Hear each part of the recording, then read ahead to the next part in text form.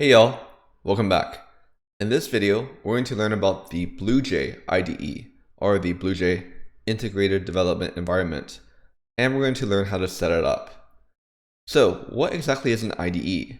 We've talked about it before. Well, IDE stands for Integrated Development Environment, and it makes programming easier and faster. If we really wanted to, we could program Java in a Notepad document and use a Java compiler to compile it and run it from there. But as you saw using the online IDE from JDoodle, an IDE helps us spot errors. It color codes things. It allows us to easily debug our program. So that's why we typically use IDEs. Now, what is BlueJ? Well, it's an IDE. It's pretty lightweight.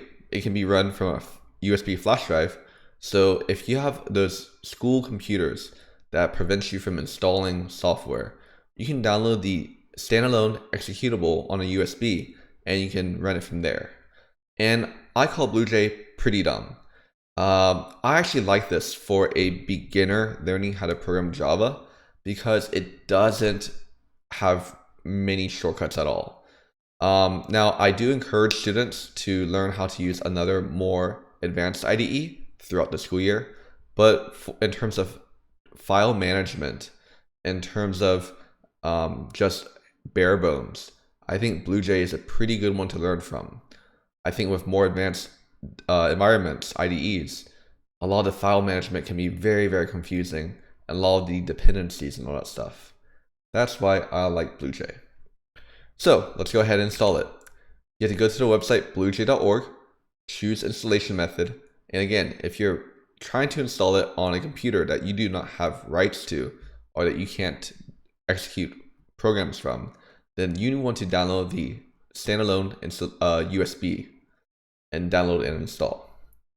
So I'll show you how you could find the website either via that link, or what you could do is you can go ahead and go to search BlueJ, and it's the first link. So it's a free Java development environment designed for beginners.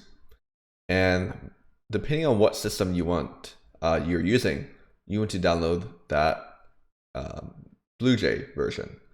So I'm using Windows, so I would use this one. This one is what you would download if you're using a USB. Okay.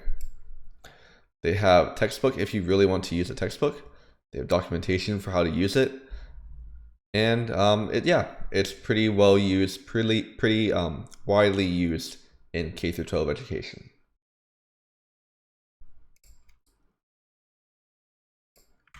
Okay, so back to BlueJ.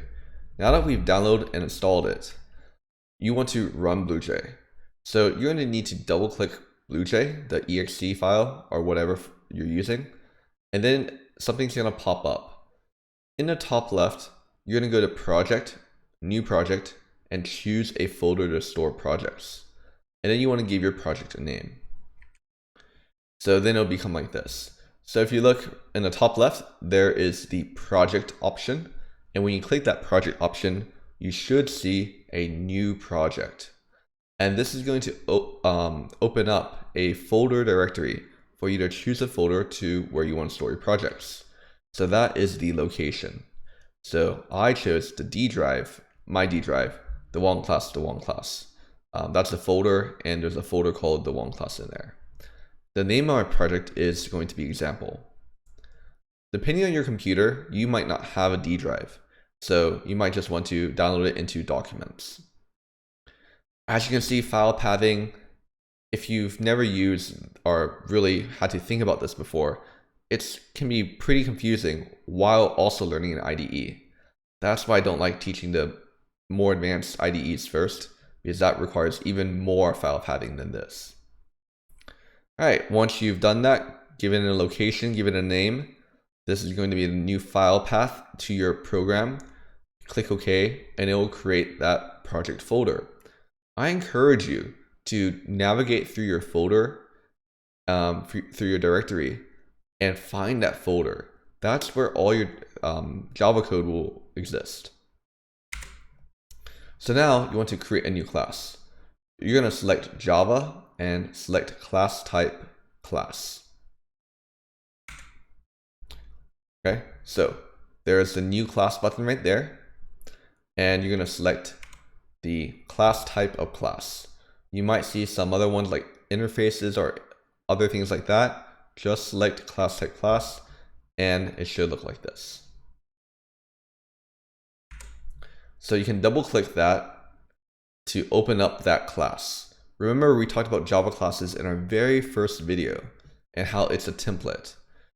So what I did is I went ahead and deleted everything in that class, and I went ahead and put public class example. I have my open close braces for the class example, and inside my class I put my main method, public static void main, the string args, and inside that main method, open brace, close brace, I put my print line hello world.